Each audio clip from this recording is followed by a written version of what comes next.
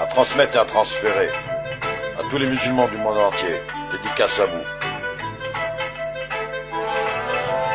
Nous, musulmans, nous nous excusons d'avoir sauvé la France lors de la Deuxième Guerre mondiale, conquise en 3 jours seulement par le nazisme lors du Blitzkrieg.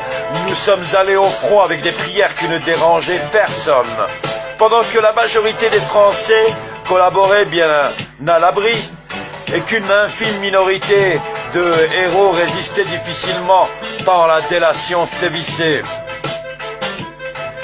Nous, musulmans, nous nous excusons pour l'imam de la mosquée de Paris, Abdelkader Mesli, paix à son âme, qui a sauvé des juifs de la xénophobie du gouvernement de l'époque.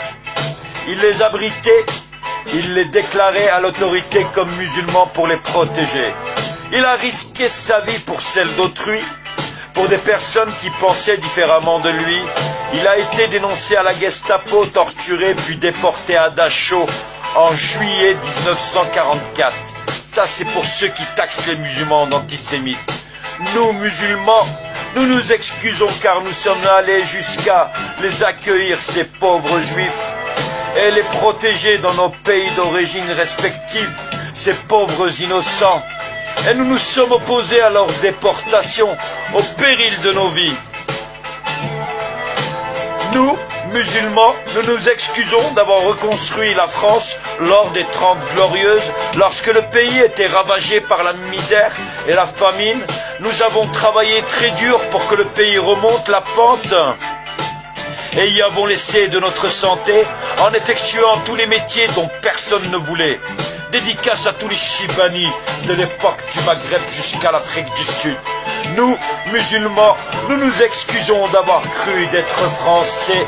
Visiblement, notre citoyenneté a été réduite à un simple bout de papier. Nous, musulmans, nous nous excusons quand nos enfants réussissent que ceux d'autrui malgré les freins et la discrimination quotidienne. Ils sont aujourd'hui avocats, ingénieurs, chirurgiens, professeurs, politiciens.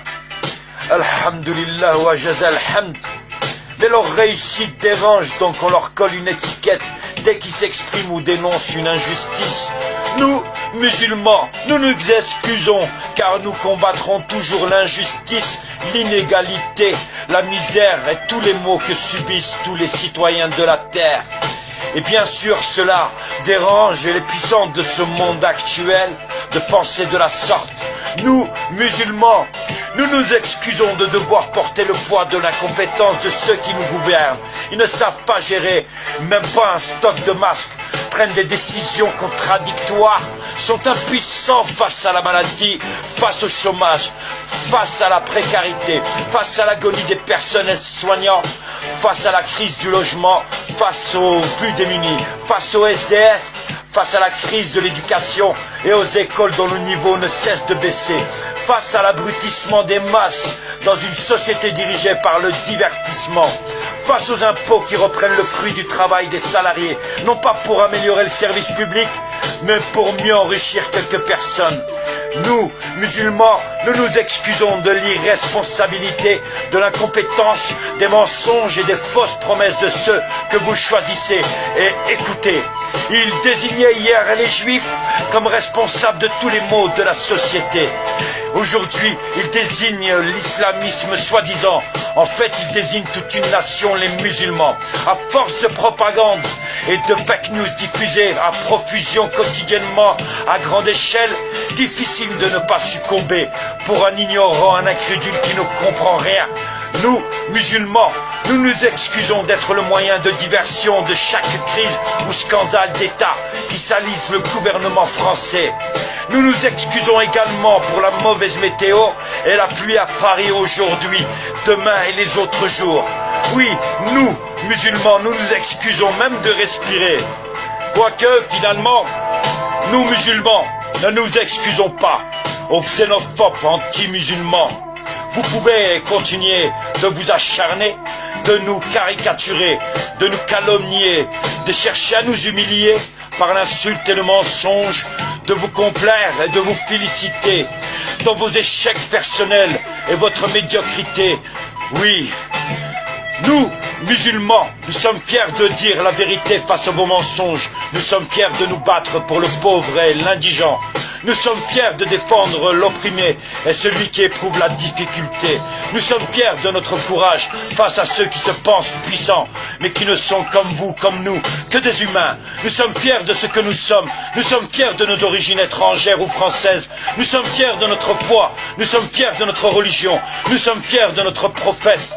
Paix, salut, prière et bénédiction sur lui et de tout ce qu'il nous a apporté. La patience, la miséricorde pour autrui, l'amour, le respect, l'élévation, le combat face à l'injustice, la vulgarité, l'égocentrisme et l'iniquité et tout ce qui pourrait être mauvais, que vous le vouliez ou non. Il est la personnalité historique, oui, historique, qui a le plus d'influence sur le monde actuel. Le dernier à avoir renversé la pyramide des puissants au profit de leurs esclaves. Oui, le dernier à avoir libéré le peuple de ses chaînes. Tout ceci par l'encouragement du bien au bien et à la dénonciation du mal. Oui, nous sommes fiers de faire partie de sa communauté. Salam alaikum.